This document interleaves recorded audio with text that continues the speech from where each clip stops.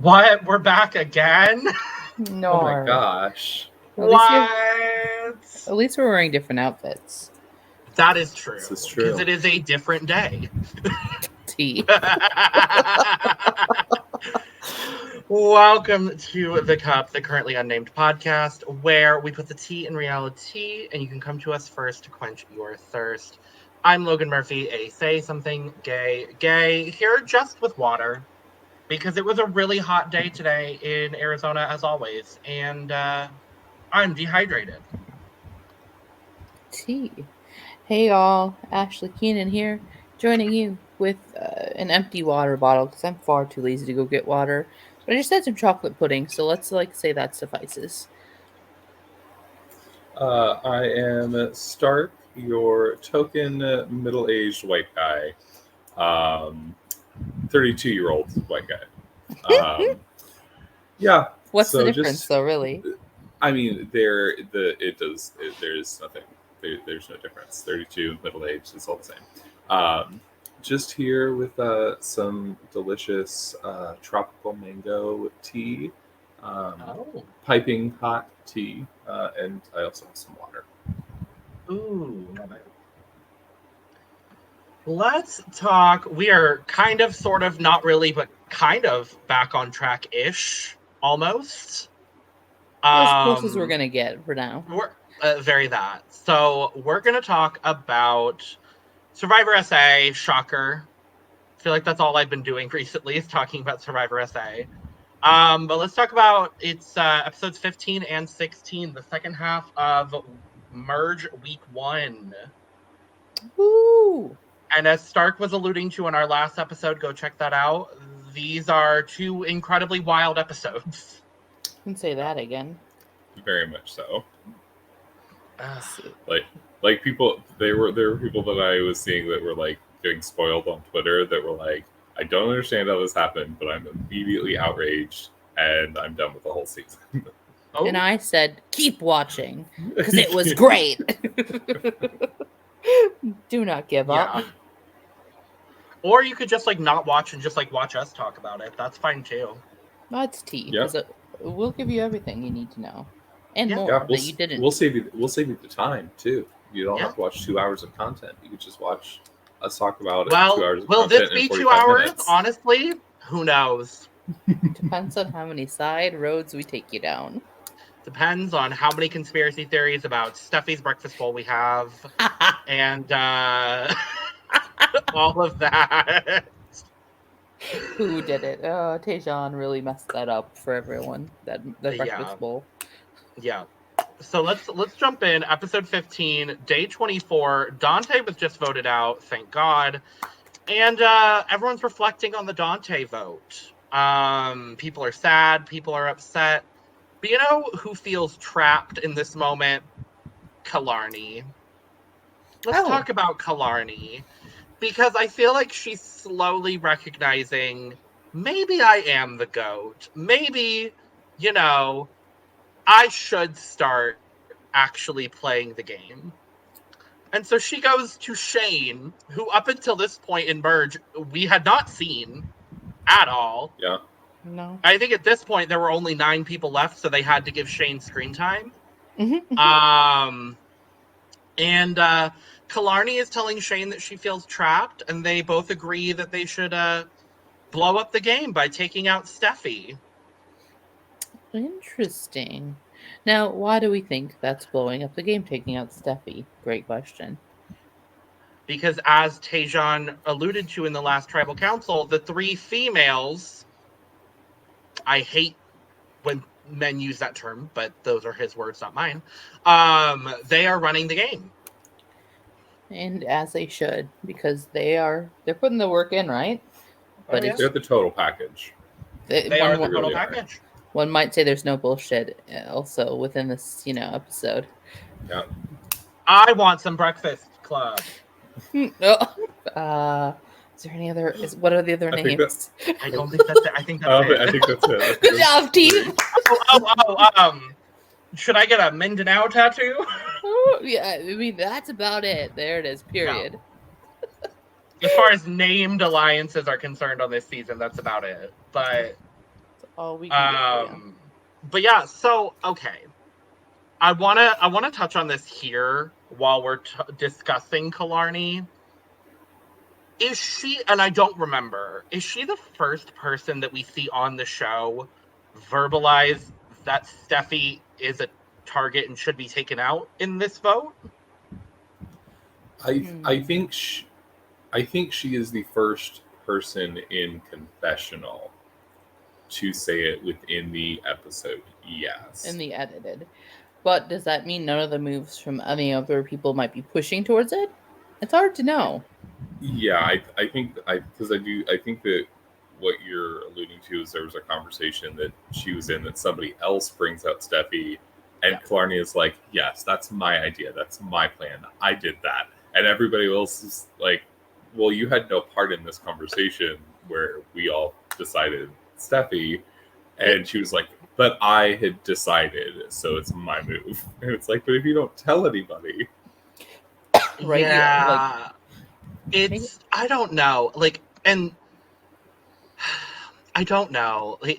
I'm like, are there just two plans that are concurrent, and one of them is the majority as we see it now? We'll talk about that. And also Killarney, and they're doing the same thing at the same time. Well, I feel but like no one in the majority knows that Killarney is a part of this. Like, that's where I'm like, if Killarney was the first to come up with this idea to target Steffi in this round of the game, I want to give her flowers in that regard. That's just where I'm coming from with this. Yeah, it's really hard to tell based on the edit. I'm trying to think too, like, how many times do we see people tell Killarney how to vote? That's what I'm trying to like see. So I feel like a few times they've been, Killarney, I need you to vote for A, B, or C, like Dante or Meryl or etc. Even though like they aren't going. Like, I feel like she's never driving the who should vote train. Well, and to be fair, that was also not her strategy, as was briefly verbalized in the pre-merge. Like, her strategy just was to get to merge and then make moves, and now she's attempting to make these moves, and whether they're actually her, and being discredited, whether, like, if this plan had been come up with before, and then Killarney is also separately, but after talking about that, that's one thing. But, like, yeah. Based on the edit, it does seem like she is the first person to bring up the idea. And then when other people bring that idea to her, she's saying, yes, I'm already working on that. I've had that in my head. Yeah. So we see in this moment, Shane also says to Killarney that Meryl is the most dangerous social player he has ever encountered. Interesting. That's a compliment. But that's definitely a compliment. Who else would you put up there? That's what are other examples of like most dangerous social players? Like, very interesting. Well, specifically in Shane's perspective, champions didn't have a whole lot of like strong social players. They were all taken out earlier rather than later. Okay. So that's his perspective. Got you. Yeah, I still think his claim is valid. Oh no, I mean, I think Meryl is a very dangerous social player, but I'm just trying to think about like in the universe of Survivor SA, who else would be in the same echelon is kind of where I'm thinking. Like, who else could go up there with this is a side tangent in my brain, but like, who else could like go up there with Meryl? Because she's good. I'm just trying to think of what other archetype. My mind goes immediately to Nicole from Immunity Island. That's like the first name that came to mind for me. I would not just because we're friends with her, but I would put Santini in that as well. Mm-hmm. Mm-hmm. I think Santini played a very strong social game in Immunity Island. And I think if I were to put someone else, I would probably put Palesa, honestly. Yeah. I think even this season, she had a Season. very good social showing. Yeah. So, Social. as one great person said once, social. Social. And Oh then, wait, like, I have to go answer my door. my There's door. a security Social. in my Security door. guards. Don't worry. Social. So social. If you know, you know. If you don't, I'm so sorry. I'm not explaining to you. Nope, not a chance in hell. Phil and Meryl check in, and Phil tells Yes. Meryl that he feels better working with her, but in confessionals, like, I don't think she's sincere. Interesting. You don't think she's sincere? No, Phil says he doesn't think she's sincere. Well, Phil has not believed anybody at all this entire time. Shocker. Phil still not believing a goddamn word anybody says. Well, right. I mean, that's interesting though. Like, is that showing his paranoia of like, since he didn't get to the merge last time, now he's like, I'm in merge. Do I trust what people are saying? Well, I mean, he hasn't been trusting people from the start, except for Felix and Dino. Yeah. That's true. So, do we think... Here's not a side tangent, but a question. Do we think Meryl is being 100% sincere in the way she's playing? There's obviously a level of strategy to what she's doing, but do we think the connections she's making are sincere? I think in her head she thinks they are. I mean, I think that they are in general. I think that to be a great social player, you have to be able to make genuine bonds with people, or at least make people believe that those bonds are genuine. And I think that she is doing that very well. I think that she is bonding with Phil and giving Phil information and having those like strategic conversations and trying to build that relationship just to know, like, if I need anything, like Phil, I do think that I have Phil. Like, I also think that I have like Steffi and Marion and like this, that, and the other person, but also like Phil and like Dino. Like she's trying to like spread herself evenly to make sure that she's covered on all sides. But I think a good social player knows how to do that, but also like knows how to not get detected. And there's some bat signals going out, I think, this episode. Oh yeah. That's part of the issue, I think, too, of like, I think she's being genuine with everything, but like people are starting to catch on. Yeah. And to be fair, this was also kind of the time in her first season when people caught on to how good of a social player she was. It's just in that season, she was even more connected to Dante than what she was in this season. So, all that. This immunity challenge, I have to be honest, really confused me when it started. Because I was like, what is this with rounds? Like, I'm so confused. Yeah. So, this game is played in 2 rounds. The first being everyone standing on a beam. It's the classic, like, spin a ball through the circle. And then the first 3 people to drop are eliminated. But then also, the last person left standing in this round gets an advantage in the second round, where then 6 people have to do a table maze, and then the first 3 people to do that go immediately run over to a wall maze, and then you have to do the wall maze with the handles twice, 3 times. 3 times what? The ball. Yes, 3 times. That's interesting. So I was just like incredibly confused this whole time. I was incredibly confused on why they were saying it was 2 rounds when there were clearly 3 things that you had to do. Well, and then I understood it because there was not a pause between the second and the third. Right. Yes. It just was. And then I understood. But yes. Going in, I was like, okay, there's a puzzle. a little thing, you know, a little. I was like, who has the best ball management? That's what I was trying to figure out watching going in, and I Did liked you- Dino. I liked Phil's odds.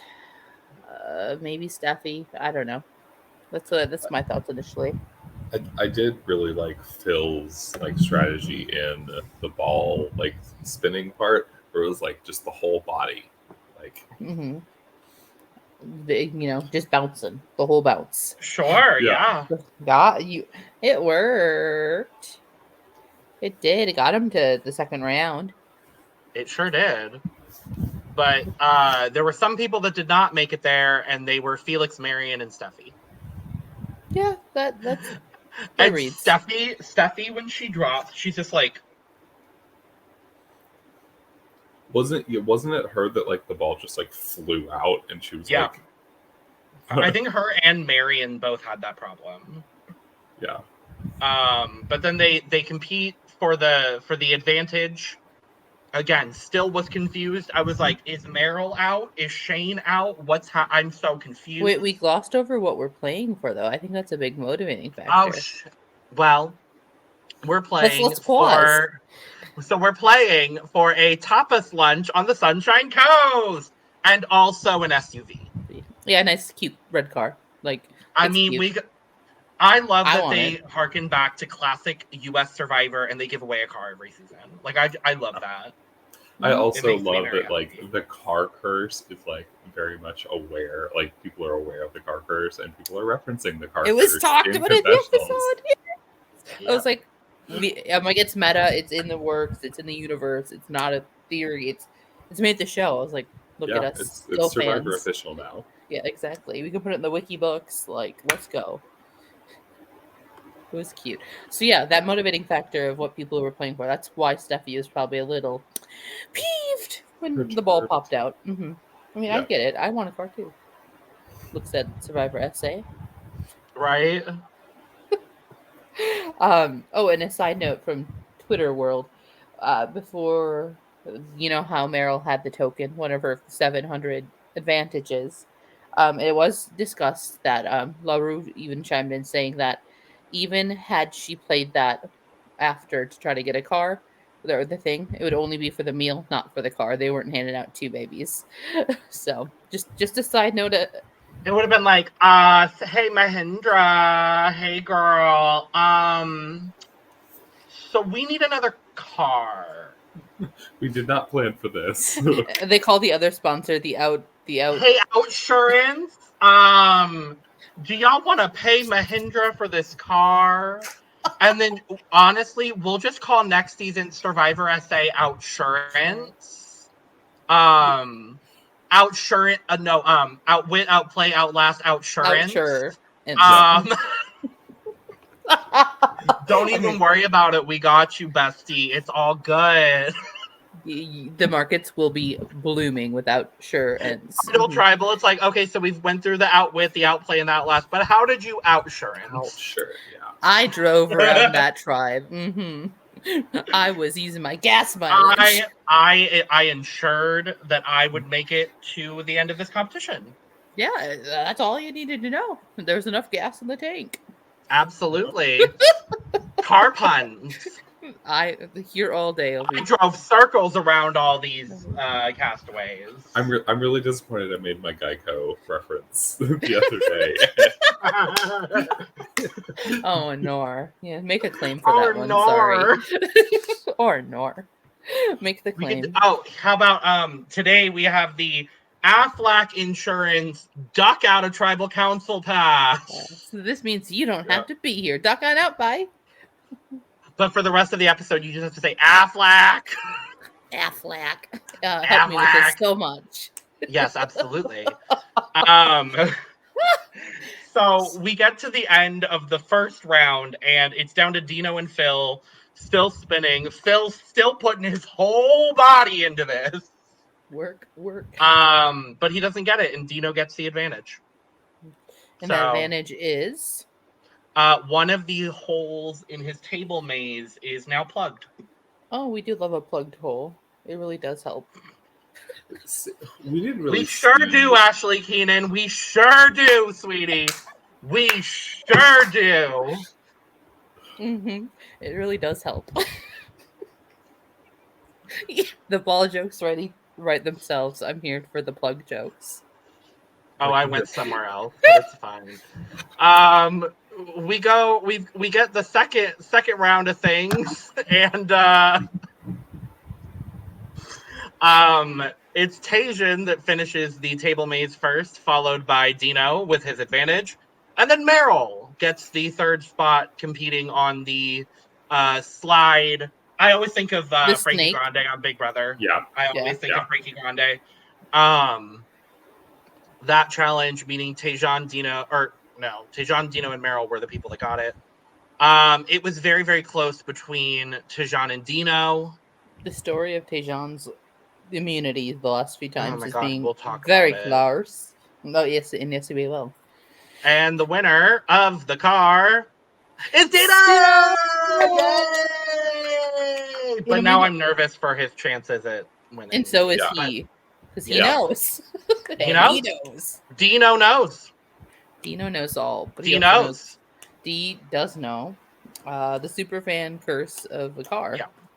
Yep. We haven't had a winner yet win a car and the game, so who knows? Maybe Dino breaks the odds. Breaks the curse. Right. He could. I think that he's strategically set up in a good place. Yeah. Especially now that Dante's gone, Mm-hmm. and with like the post merge original group taking shots at each other. I see a way to the end for Dino. Yeah, I agree. I think, in the coming weeks or so, he has to build a few more relationships and try to really make that path. But there's a pathway, especially without Dante throwing your name out every 2 seconds. It really becomes more clear. Yeah. But wait, we should be targeting Dante because he's at Ponderosa just saying, Dino's going to win. Dino's going to win. Dino's going to win this whole game. I told you. Dino's going to win the game. Dino is there. Dino. And so we go. So Dino has won. Mm. And Nico is about to announce, oh my gosh, congratulations, Dino. And Tajan is just like, bring me on the reward. Bring me on the reward. Bring me on the reward, dude. Bring me on the reward, bro. Good luck, but good job. But also me. I'm here. Also me. I'm on my knees. I'm on my knees. The thing that makes this most awkward is he's not standing right next to Dino where he can just lean over. He's actively talking around other people. 3 or 4 people. Yeah. I'm I'm sorry. What? I'm here at the end. Please take me. I'll beg. I'll kiss your feet. I'll do it. I need to come with you. And Dino's then, so we find out that Dino gets 3 slots to come with him, and then everybody else gets it has to do a rock draw to get a chance to go to the outpost. And Dino's like, but wouldn't you want? And Dino and Tajan's like, no, I want the tapas and the wine. Give me food. And Dino said, no smile. No smile. So I thought this was honestly, once he explains it later, it made a lot more sense. But he ends up taking the same people that Meryl did in the last reward, being it was Phil, Steffi, and Meryl. Well, they only had a fortune cookie. That's all exactly. But Meryl had taken all of them. They didn't get the reward, so now they're all going on the reward together. Dino later mentions that he specifically did that because then he took Meryl with, so that way Meryl didn't have an opportunity to go to the outpost and get another advantage. Yeah, because her pockets be full. She's all like Santa Claus. The production had to give her a whole nother bag to carry around camp to put all it's of her. True. Yeah. Literally, I'm like, her back must be sore. Ugh. Carrying the season, absolutely. Oh, that too. Yeah, 100%. No, she's killing it. She says, "I got time. I got pockets. Let's go." Yep. And then they do the rock draw, and Marion gets the rock draw, and I'm like, yay! I think she's excited. She's very excited. Yeah. Yeah. She had not been to the outpost at this point, so And she's a big fan, so like anytime to go somewhere special, you know you're gonna get Yeah. something. So it's cute. It's fun. Yeah. Let's talk about back at camp where Tijan is involved Tijan, in another food controversy. are we What shocked at this point? what No. oatmeal did he steal today? No one's. He's refusing to now eat rice. Oh, I'm So hungry, but not that hungry. He wanted rice, and then he got shamed. And he was like, "Sorry." You know, go ahead.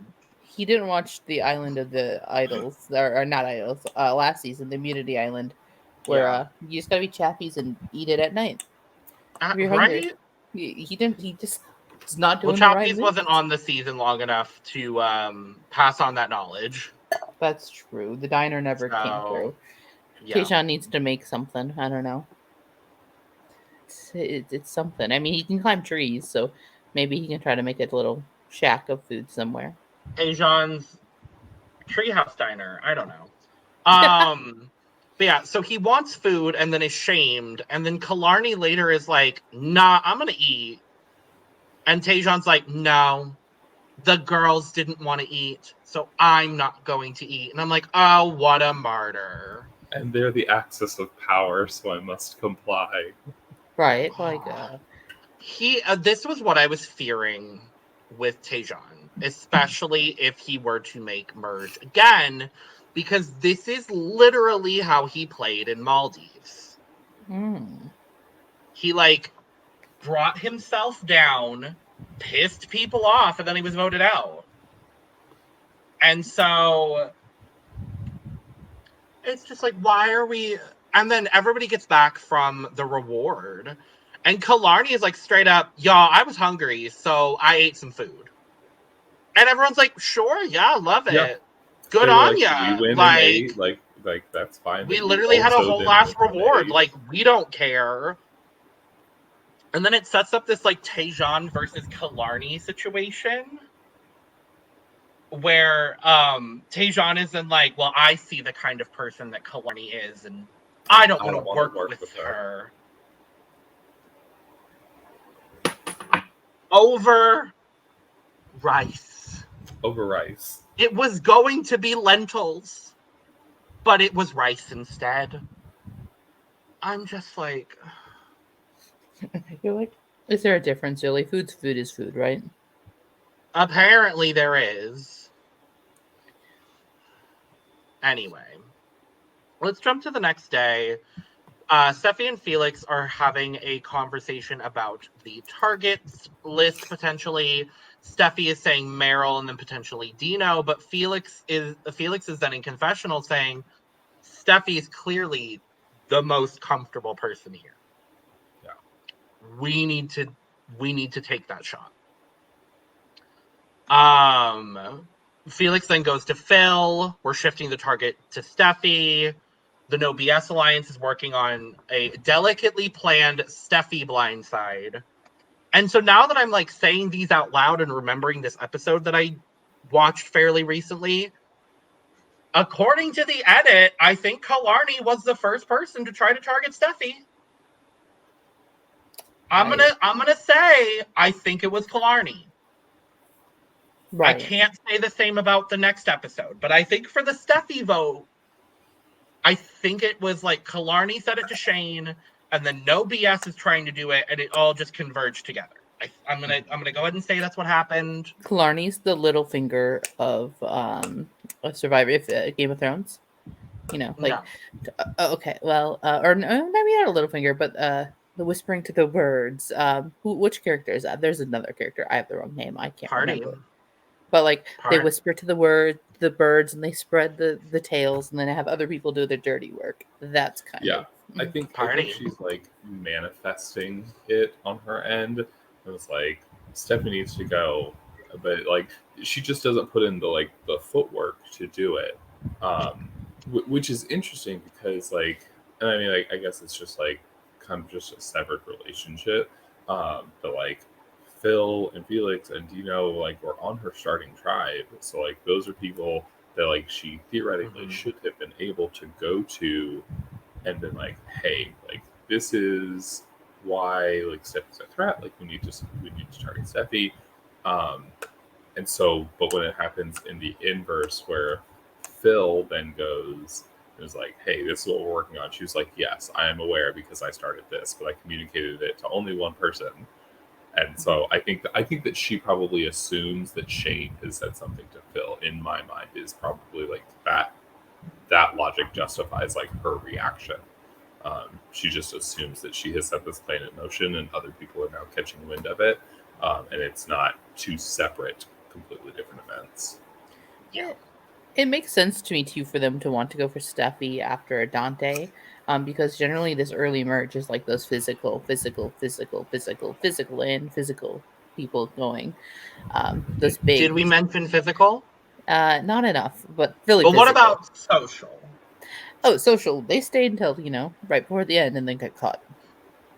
Roll size. Social. Social. So that's why they're going as the social player said by physical. So I mean, I can see why they want to go for Steffi and Killarney especially, like because she's semi-physical, just doesn't present it as much as like Steffi. So it makes sense. It makes sense to me. Let's go to the outpost. Marion walks into the outpost and she has a moral dilemma: a bag of rice for the tribe or an immunity idol clue. What do you do? What do you do? What do you do?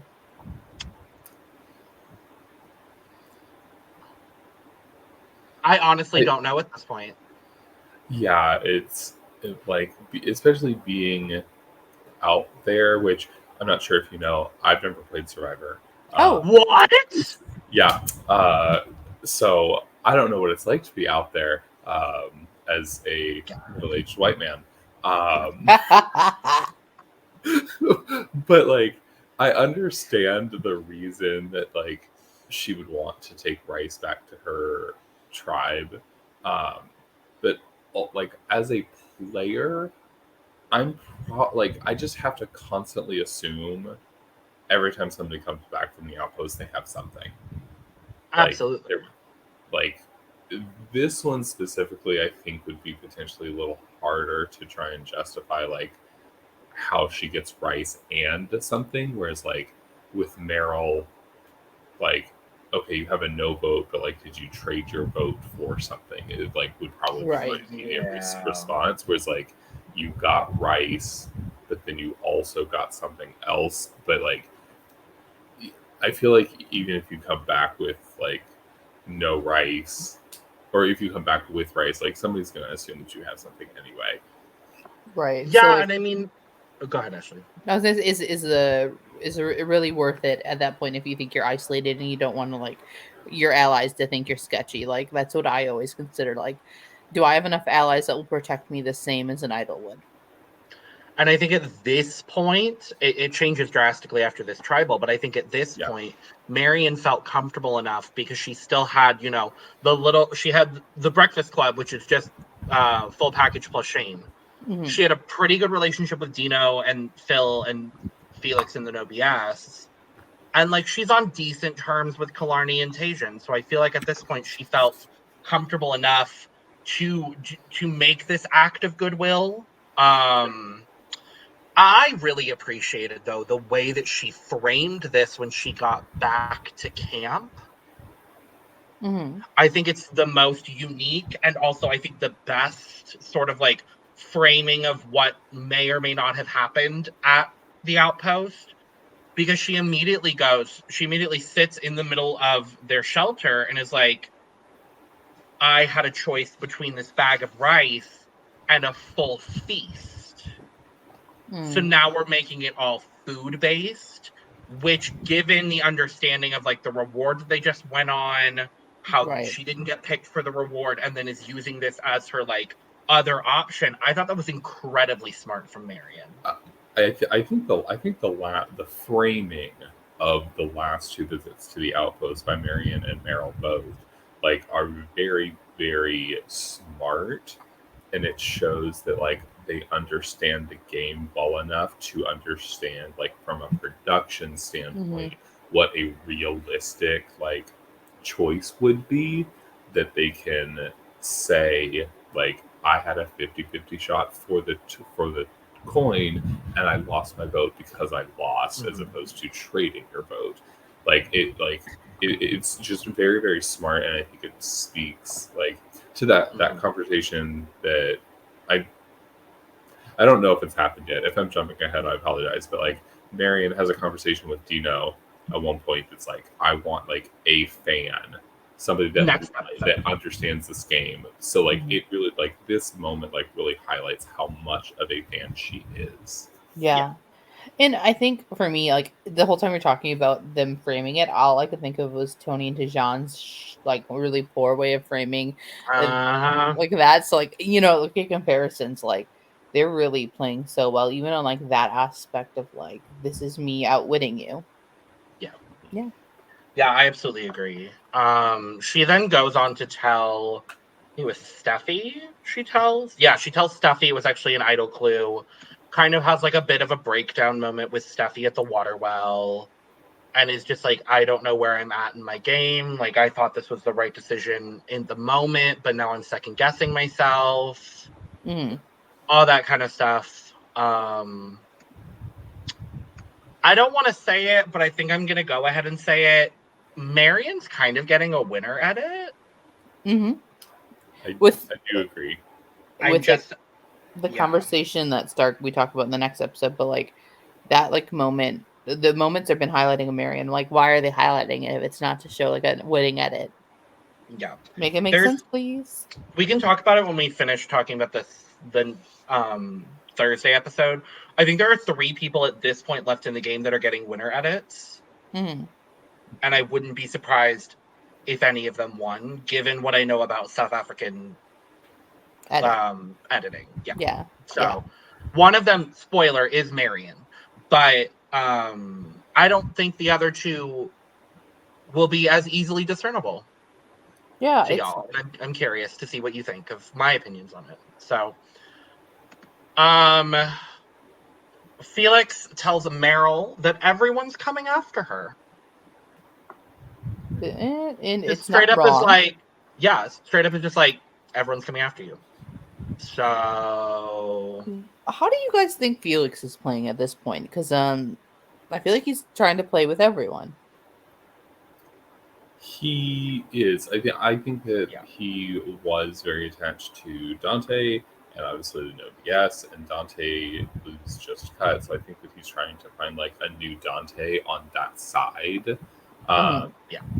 Or he's just trying to sever that side so they don't have numbers, and bringing Meryl over and hoping that their trust is completely broken, and so Meryl will just constantly rely on the 3 guys. Okay. Yeah, because it seems like telling Meryl this, I'm what's your end game with it? That's what I was trying to figure out. So, spoiler, Felix is the second person that I think is getting a winner at it. Because I see him in this really interesting middle position. We're at final, 8 at this point? Final 9, I think, is this vote. And he's just so solidly in the middle, despite being attached to the No BS Alliance. And I think that is truly who he wants to take to the end if he can. But I also think of the people in that alliance, I think he is the most integrated with everybody else left in the game. And I think you could easily argue that any of those 3 guys, Felix, Dino, or Phil, could be the most connected. I don't think people are going to go after Felix before they go after Dino or Phil. I think he's insulated himself in such a strong position. And also, with the Dante vote, he now has someone that he knows for sure, well, almost for sure. Dante is a wild card, but almost for sure will be advocating for him in the edit. Yeah. I agree. I think definitely insulated. I think it's just going to be interesting moving forward to see if he can maintain all of that and keep that edit cute and fun and fresh. Something tells me that doesn't happen. Well, I don't know. That's not for say that. It's just I think there's some waves coming in the water. So I think I said either at one point in the past 2 episodes that Felix and Phil are both getting kind of an Erica vote or Erica edit where they were like very invisible in the pre-merge. However, I don't think that was necessarily like because of Erica's lack of gameplay in the pre-merge. It was Erica's lack of association with advantages and like twists and stuff. And also not going to tribal council once in the pre-merge. Yeah. So it's like I think that like if either one of them are getting a winner edit, it is solely because of like actual game moves that they're making in the post merge. So it will be very interesting to see if either one of them make it to the final tribal. Like, as somebody who has not watched anything from this week, like have not moved past these 2 episodes, like it will be interesting to see if either of the 2 of them make it to the final tribal, because like they will be able to articulate things that they did in the pre-merge that maybe weren't as highlighted. Yeah. That's fair. That's fair. Fair and valid. So yes, Felix tells Meryl that everyone's coming after her. Meryl quickly realizes that Tejan is the swing vote in this scenario, and knowing what she knows about Tejan, she decides to barter up her outsurance, outlast, outwit, outplay reward token. Out-eat reward token, and says, if I'm still here and if you vote with us and not vote for me, this is yours. Mm-hmm. He says, deal. Quite literally. It's a very smart strategic decision. Absolutely. I also think that she could have potentially gone in with like, look who you have not gotten a fight about food with. This girl right here. Like, do you really want to vote with Steffi and Killarney, who attack you over rice? Yeah. Over portions, over oatmeal, over lentils. No, right? I think also a part of this too is Meryl understands that she is a big threat at this point, and one of the things she can do at this moment to mitigate her threat level is take away one of those advantages that she has. And so just straight up giving up this the outsurance reward token is a way of just saying, hey, I'm not the threat you think I am. Like, I'm willing to work with anybody and everybody. Here, Tejan, have this. Right, like my pockets are empty-ish. We're good. Yeah, because that's the one thing that everyone publicly knows. Sorry to interrupt you, Stark, but that's like the one thing everybody knows about. Yeah, I think that it's a very smart social move to say, like, let me give this to you, like, let me bequeath this like advantage to you as a form of like showing loyalty or like good faith, as opposed to playing the advantage and saying like, oh well, I played it so I don't have it anymore, so like you can't use that as a threat, because like when you use like this advantage specifically, you go on a reward, there's probably food associated, it helps fuel your body, so she can say like, I don't have this thing anymore, and I also did not benefit like from it really in like a physical way, more so in a social way. And absolutely. I think back to Millennial Gen X US version when Adam, we first saw this basically this advantage come through, and how he used it socially to advance it and give it away as well, and like got him forward that way. I think it's a smart move on Meryl's part to say, I'm not taking anyone's food, I'm not taking anyone's family, I'm not taking anyone's I don't know boat ride, whatever they get, like SUV. Exactly. Like I'm not taking even though she couldn't have, but right, maybe in her brain, but like that's I think it's smart of her to get the blood off her hand as well. Yeah. Let's go to tribal. Steffi says she doesn't feel comfortable. No one says they can tell when a blindside is coming except for the people that are executing the blindside. That's funny because that's how that works.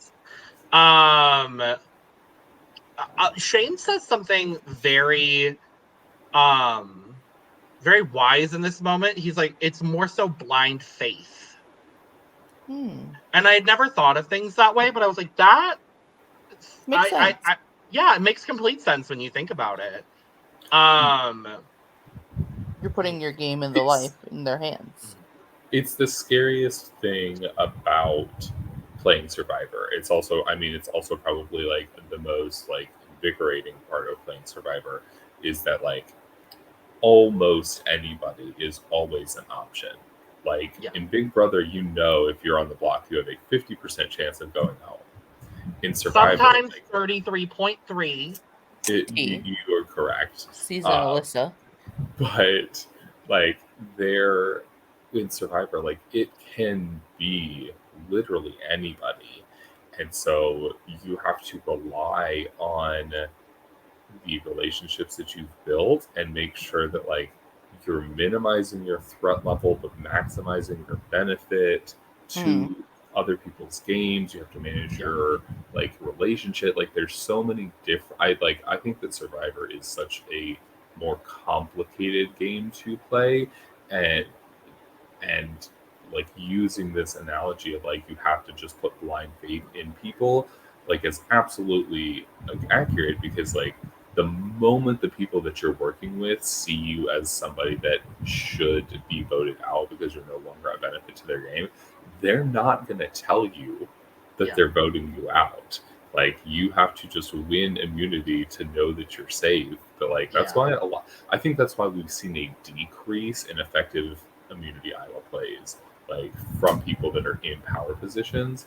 They get blindsided, go home with idols in their pockets, because everybody knows, like, if I tell this person, I really like working with you, but like I just see you too much of a threat, and like I'm just giving you this common courtesy of like letting you know where my vote is going. Like next thing you know, boom, they have an idol, and you have just like screwed yourself. No, it makes sense. It's so much layers, like an onion, to this game. Like an onion. Shrek for Survivor All Stars. Right next to Mike White. Mike White sits next to Shrek. Oh my god. I'd like to see it. Third place, Angelina again. I'd also like to see it. Great TV right there. Right there. Fourth place, Robbed Queen, Sydney again. You know, keep them coming. Sure. The season's writing itself, honestly. Truly that. Meryl makes a point to say that she's never said I promise to anyone because those things are out of her control. I don't remember an instance where she said she promises anything to anyone. So that tracks. And then Taejon is like, I haven't been included in any plans. And I'm like... Looks at the outsurance token in pocket. Huh. Interesting. That's unique. That's cute. Well, I don't think he had it at this point. Oh, well, the promise of.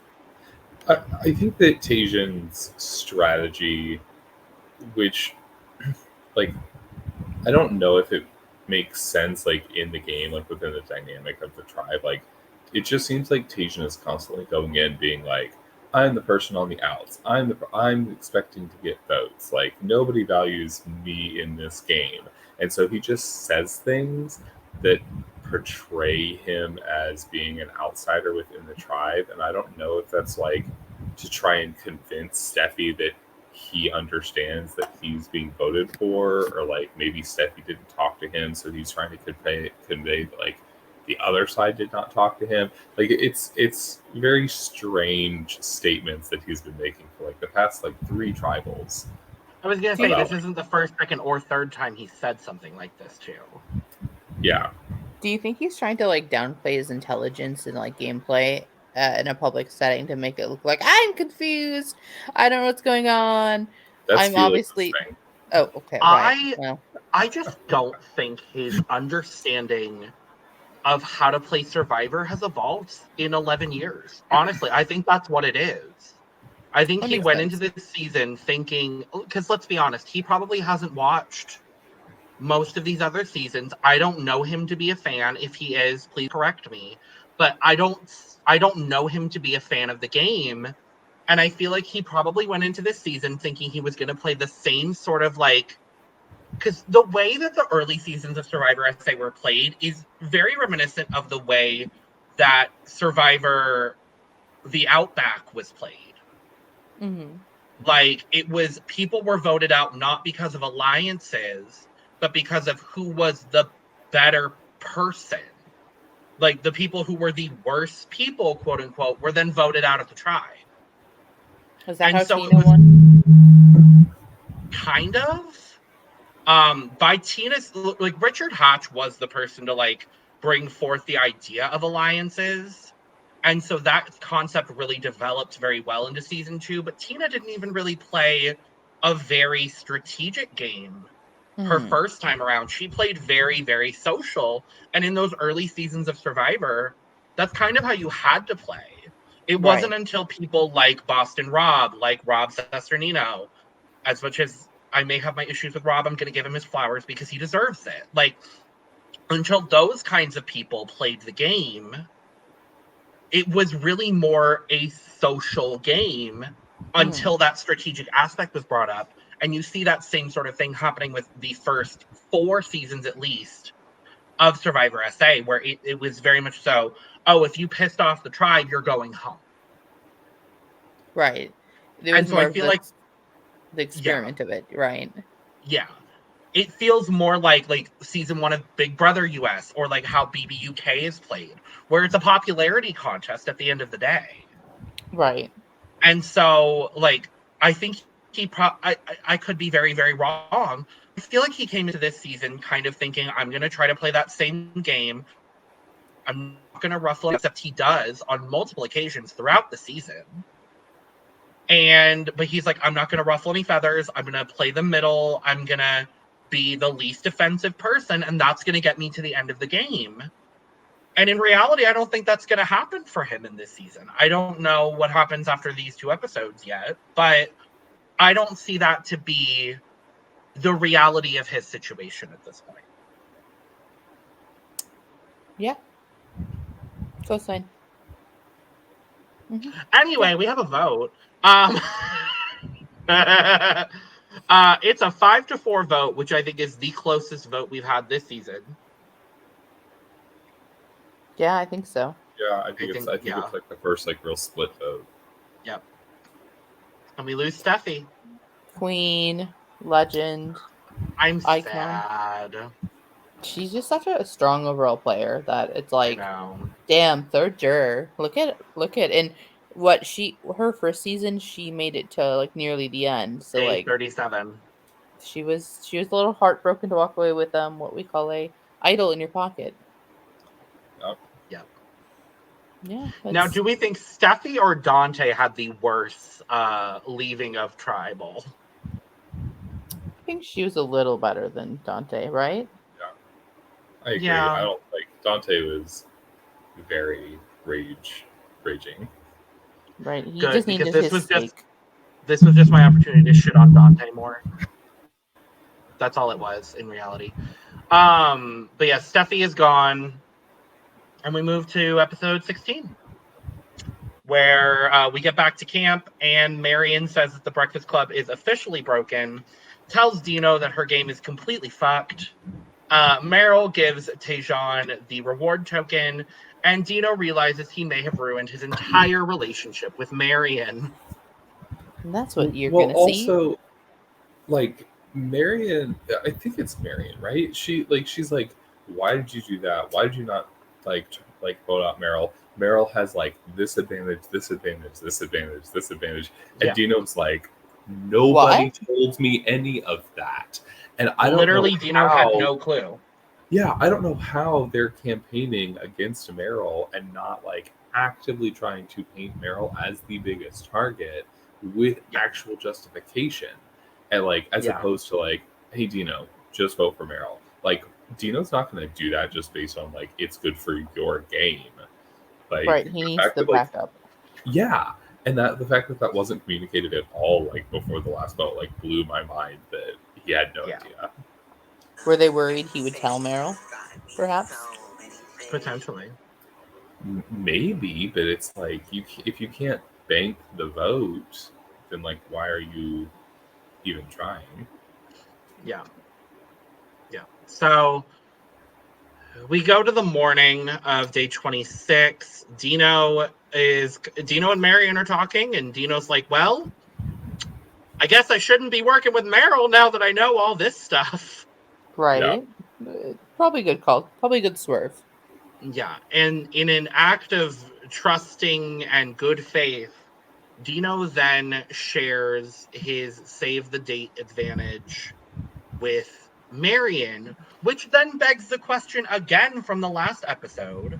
I don't think Dino's save the date was fully, like, I don't think everybody knows about it, because then why would he use this as a bargaining chip here with Marion if everybody knew what the details of it was? Yeah, I think people knew he had it, just not what was in it. Yeah. So I'm going to go ahead and say that I'm smarter than a middle-aged man currently sitting in this podcast. Thank you. That's Anyway. fair. I've been saying that for years. Anyway. At Anyway. least 10. At least 10. At least 10 years. And this is also where we find out that Dino can bequeath this advantage to anyone should he get voted out before day 32. I figured that was going to be the case because that feels like a la legacy advantage. Yeah. But this is where they have the conversation that you brought up earlier, Stark, where they both agree that they want a fan to win the game, all that kind of loveliness. Meryl and Tejan have a conversation. They don't really get anywhere, and now Meryl is fully putting her eggs in the no BS basket. But unbeknownst to her, no BS is like, hi, we're taking out Meryl next, but we can't let her know that. Ugh. And it's wild the amount of strategy they have to do for this. And then Shane says something interesting when he says that Dino is the only other significant player left in the game other than Marion. And you go, record scratch, turns head, looks at camera. What? That's suspicious. That's weird. That's a unique take. It was because I don't know if Shane is looking at it from like a viewer's perspective, which would be very interesting for him to do, because like I keep comparing Big Brother, but Big Brother players are constantly aware. They're being live streamed. What does America think? Like they're constantly having like those kinds of discussions. For somebody in Survivor that can't be a part of every conversation, doesn't really know what's happening. You have two tribes, you're not confined to one space. Like to be able to try and like predict how the edit is going to be portrayed based on other people currently like still in the game is very interesting. And he's also like completely discounting himself, Killarney, Phil, Felix, and Meryl, I guess. Sure. Yeah, Party. It was a weird statement. Very weird. And Marion in confessional is then saying Shane is playing recklessly and volatile, which we know Shane to be, so that doesn't surprise me in the slightest. Meryl is being ignored by Marion. Marion says Meryl's social game is fake. Ooh, harkens back to what we were just saying of people are onto Meryl's social. They sure are. And oh, bless her heart, this is where we get Killarney going to Dino saying, oh, this was my plan that I executed. And Dino's like, I'm not sure who, what, where, when, why, or how Killarney thinks she is, but she's nothing of the sort. He goes, I'm not going to tell her, but nope. I know what I'm thinking. Yeah. Let her have her thoughts and let people think she's delusional. That might help her get further, That might be a good call for her. Yeah. Who knows? Shane then also says that Killarney and Tajan have two of the weirdest social games. I mean, I don't disagree. I don't disagree at all. Also don't disagree. Yeah. It's a statement of fact. Yeah. We go to the next morning. It's day 27. Marion, for the first time in the game, doesn't feel secure. And she's talking to Shane, and Shane's having a real difficulty trusting Dino because of the Steffi blindside. But he's saying that he wants to believe what Marion is saying about Dino. And Marion just straight up is like, what other options do we have? Yeah, I mean, there's at least 7 others, but I mean, or Yeah. 6 others for her, but not viable ones. I don't know, Yeah. and for me, I think any of the people from the post-merge original tribe might be a little nervous right now. If you look at the jury bench, we got Yep. 3 in a row of post-mergers. So like Yeah. I think there's a lot of concern to look at. This yellow tribe is really bringing it in. Let's go. Yeah, it definitely wasn't how I expected the post merge to play out this season. Like, No. like I doubt like Dante like heavily targeting it, like Dino. Like if I like Killarney being like perceived as like the GOAT, like makes sense, but also like it's just an easy vote. I was very much expecting like the post merge people to stick together because I don't remember who said it, but somebody said like you can't take a pre merge boot to the end with you because they'll bank votes like just by saying like I was voted out pre merge in my first season, came in, had no idea what to expect in the post merge, like made it all the way through the post merge, we got all these other people, and then like I'm sitting here like it's a great story. Like Yeah. I feel like that was Shane. That sounds like a Shane statement. Yeah. It really does. Right. I'm like, yeah. You know, But yeah. Which is make overall the season great because like absolutely. It's very unpredictable. I love it. Yeah. Let's talk about the immunity challenge. So you are behind bars. Jail. You have to solve a maze without seeing it. And then pick up 4 blocks, and it's the classic put these blocks on top of each other, no repeating colors on any side. Yep. I mean, in my brain, this episode's like, wow, how many things can we borrow from Millennial Gen X? That's like it's my favorite season. So like, I'm like, did producers only get to Millennial Gen X? Like, it's a nod to Adam in Winners at War, nodding to them with Palace's idol. You right. Yeah. We cracked the code. My question is, have Adam and Palesa met? I need to know this now. I'd imagine via Zoom. I don't think. I hope. I hope so. You know, I think. If not, put it into the universe. Adam Klein, go on a Zoom with Palesa, and we'll watch. Well, Palesa literally hosts a radio show, so. Oh, and he does like motivational speaking. All in. There we go. There we go. Well, I can book it for you guys. The perfect. Great. There we go. Fabulous. So Dino, Felix, and Phil are the first to get through to the puzzle portion. Killarney is last, but she ultimately makes it through, and it's another one of these puzzles that is truly the great equalizer because no one is really ahead or behind of anybody else, and almost instantly, someone comes out of the woodworks, wins the challenge.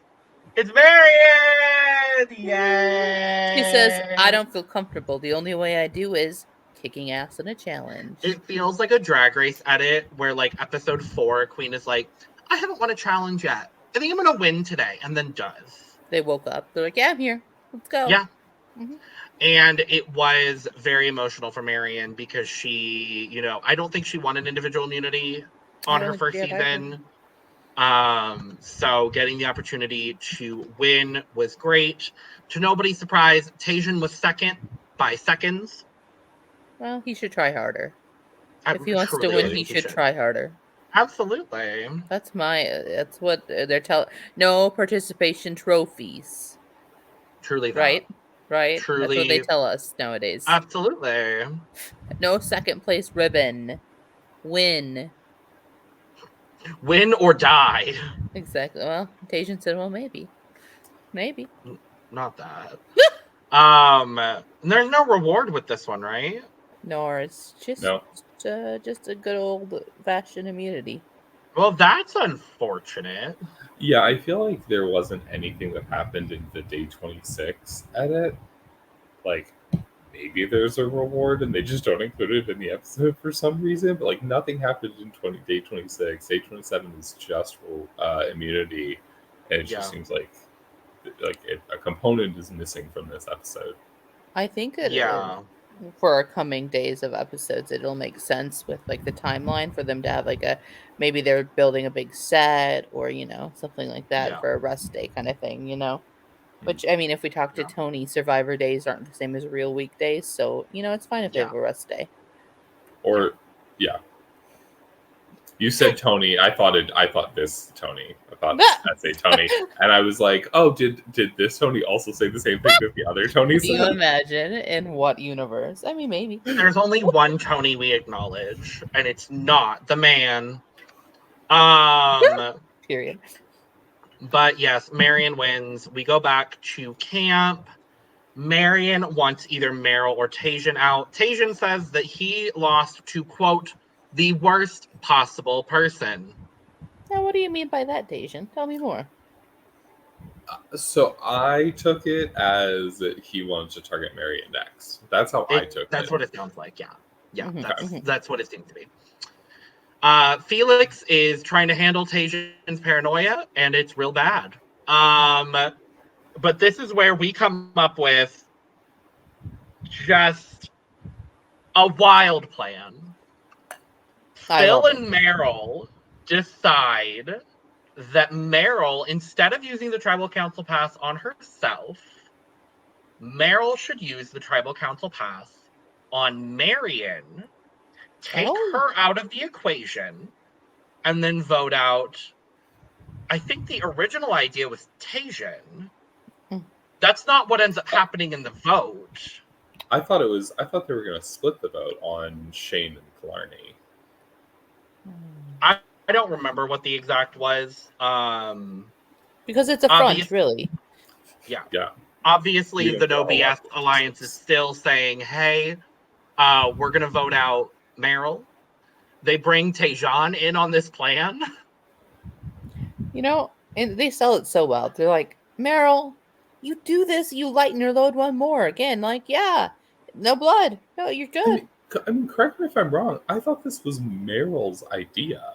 Like, she was having a conversation with Phil, but I think she was the one that originally suggested it. Was. Yeah. Like, it was her idea, and Phil went along with it. And everybody leaned into it, like, oh my gosh, that's such a great play. Like, that's such a great, like, jury, like, because they were gonna this, that, and the other thing. Because they were going to vote for Meryl regardless, and they had the votes to take out Meryl regardless. Yeah. And so at this point, it was let's make a fun spectacle. Yeah, I agree. Yeah. I think that it really went from like, we just have to keep her comfortable to not play the path. You just have to reassure her. And then she's like, but what if I got rid of one of my advantages and then also made it so that I was not safe? And they were like, that's a great idea. Like, why don't you do that? And so it was just like leaning in and like letting her think, because they can't be like, no, why would you do that? Because that raises red flags. Did anyone ask her if she ever saw the episode where Eric Reichenbach no, I mean, that probably clearly a bad time not. To bring it up. Clearly not. Well, we'll get there.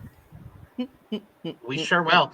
We then get this very strange confessional from Felix, because Meryl tells Felix about this plan, and then is like, "Oh yeah, you're the last one to know." Yeah, you don't need to put order in there. I don't think you don't need to. Yeah. And so then we get this confessional from Felix where he's like, well, I just feel like I'm not playing, and I don't want to win the season if I feel like I'm not playing. And I'm like, do you remember 2 Million Rand, bestie? I'd be playing even if I'm not playing. Mm-hmm. It doesn't matter. Like, this was the first thing that I think Meryl has done that I've seen that was like a real red flag in like her social game. Because I like agree. for me, like all the times that I have played Survivor, um, Online. I mean, whatever.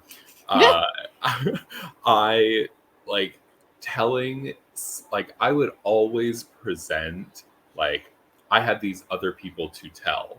Like, whether that's true or not, like, making somebody feel like they're not at the bottom of the totem pole, like, under the illusion that, like, other Mhm. people also know, like, or don't know, like, it just gives somebody that reassurance that they're in a good spot with that relationship. And so for Meryl to do this was like a big red flag in her game for me. But it was the first one that I'd seen. Yeah.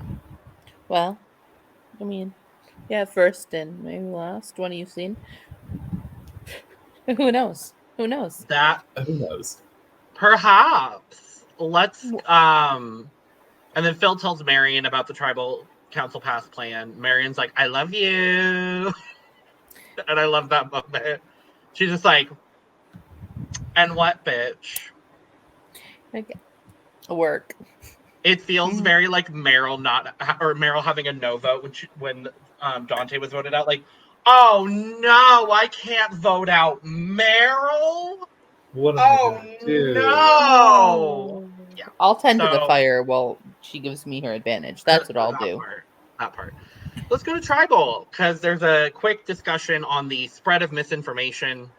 It's then Marion versus Meryl, as Marion says that Meryl was more popular at camp than she was.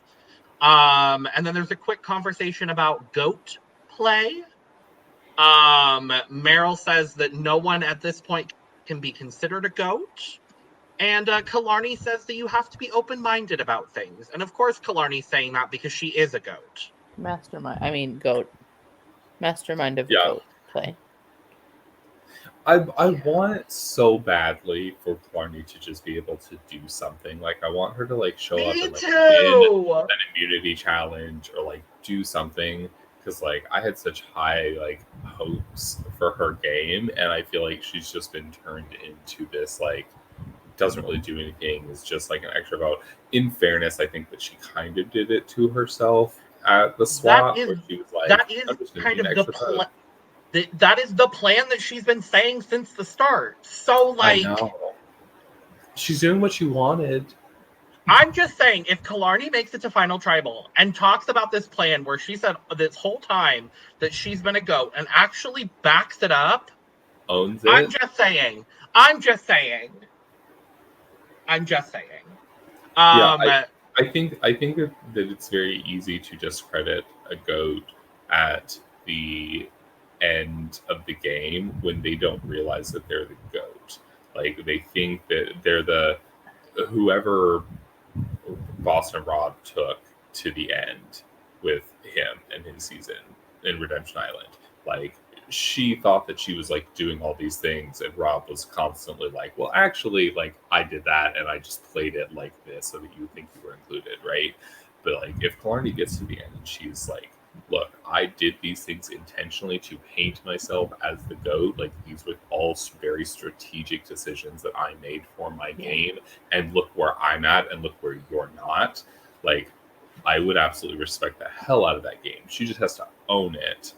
And I think that if she gets there, she will because she's been very adamant that that is her game the Mhm. entire season.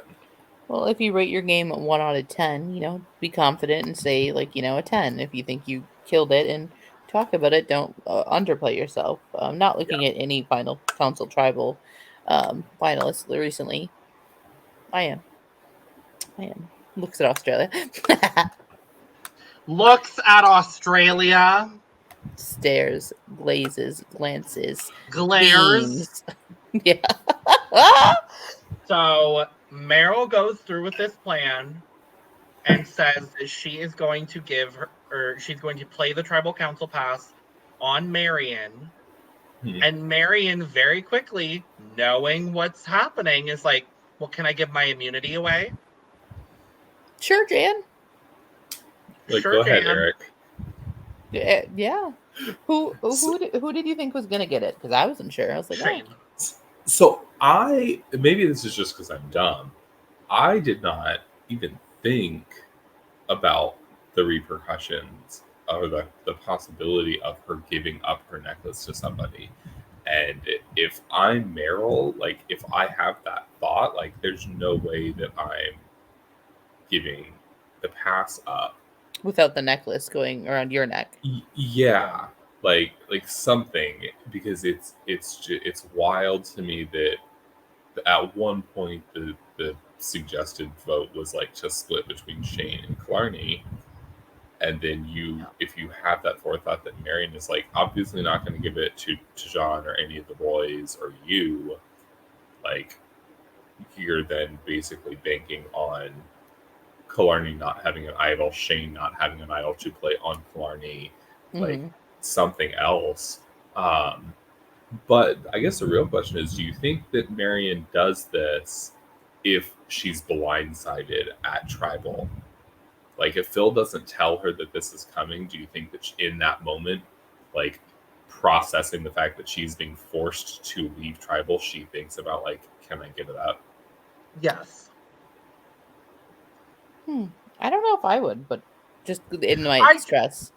I do, because I feel like Marion is a big enough fan to understand that, like, if I'm leaving Tribal Council, this I don't need it. I'm going to use this as my immunity necklace. This means nothing to me if I'm literally leaving Tribal. And so I think she would have. It may have been as she's like walking out, like she does fully a turn back. Yeah, a full turn back. Like, can I give this to someone? Like, I feel like that's maybe the energy we would have gotten. I would hope so, at least. But my assumption is that she would have. Paint me this picture. Phil plays a part of in Jelena. Marion, can I have your jacket necklace? Marion? Can I have your necklace? Can I have your necklace? No, we know. Well, no, it wouldn't have been Phil. It would have been Tajon. Oh, that's right. Yeah. Sorry, I miscast that. You're very correct. You know, we did see a perfect acting last episode. Yep. Can I have your necklace, please? Can I have your necklace? Marion? Marion? Marion? Hey, Marion. Hey. That would be so funny. Yeah, so Marion. All stars. So Marion gives her immunity necklace to Shane. I think that was once again to reestablish, like, hey, I know we haven't been working incredibly close together this season, but, like, I still got your back. That also feels like the most logical choice because, again, everybody knows that Shane and Marion are connected. Yeah. And so as to not reveal her own position by giving it to someone like Tajon, giving it to someone like Phil or Dino, she gives it to the very obvious choice, who was also a part of this potential split plan. Right. So, well, it also makes sense because, like, I do think that, like, the order would have been, like, Shane and then, like, maybe Phil. I think I agree with you. Maybe Dino, like, because of, like, Dino sharing the save the date with her in this episode. I thought about that maybe she might, but, like, if I'm her too, I don't want to, like, expose that I've gotten extremely close with Dino. Yeah. But I think that, like, just, like, knowing Marion's, like, game and, like, what she wants at the end, be it, like, her being a fan, like, she is somebody that I'm fully expecting at some point to say, we need to get Killarney out of here. Like, Killarney has no right to be at the final tribal council. Like, she does not need to be there, like, taking up a spot of a, like, deserving player. I think she recognizes that when, like, you take a goat to the end, like, there's a chance that you then are not in that position. And if you take out the goat, then your odds increase. And so, like, there's no way she would give it to Killarney. There's no way she would give it to Meryl. Obviously, no way she would give it to John. So I think that it definitely makes sense, like, why she gave it to Shane. Because really the only people in her voting block were Shane and Killarney, and she was never going to give it to Killarney. Absolutely not. So Marion leaves Tribal. We go to the vote. It is a 5-2 blindside on Miss Meryl. Rip, what a queen. She is very well receiving of this blindside, though. Like, as soon as she realizes it's happening, she's like, good on you all. And that's what I love about Meryl. The polar opposite of Dante's. Yes. Yeah. Like, I mean, they were polar opposites to begin with on period. Island of Secrets. So it's just continuing, you know. Yeah. I'm very happy she got to win an immunity. She made it further than she did her first time. I'm very, very happy for her in all of those regards. Easily is going to go down as one of my personal favorite Survivor SA players. She already was up there in my lexicon of favorite players. She's definitely cemented herself in that echelon for me personally. Well, Icons go out eighth. Icons truly go out eighth.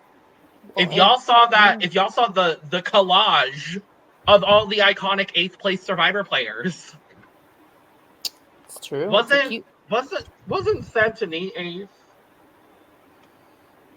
Close to it. No, or 7th? I thought she made it further. Because she does a few before Chappie's. She's 6, I think. Because Chappie's is there. She's there. 6th. Yeah. But you know who was 8th? Iconic 8th place? Anesu. Period. Yeah. We do love Anesu here. We really do. We really, really do. The interesting thing for me, the other vote on Killarney comes from Tajan. Yeah, that sounds about right. Just, doing nothing with Nothing Burger and gets a walk away with an outsource. Could y'all imagine if the final 2 was Killarney and Tajan? Honestly, that would be a wild, game. I don't know what would have to happen in this game for that to, Tajan has to finally win immunity at... Not necessarily. At Final 3. I think Killarney wins it. If it's a traditional endurance challenge, my money's on Killarney at this point. Period. Yeah, that's true. Because we've seen Felix drop out of challenges early. We've seen Phil do hit or miss when it comes to these endurance challenges. It's all or nothing. I think Marion maybe stands the best chance. But look, we last season.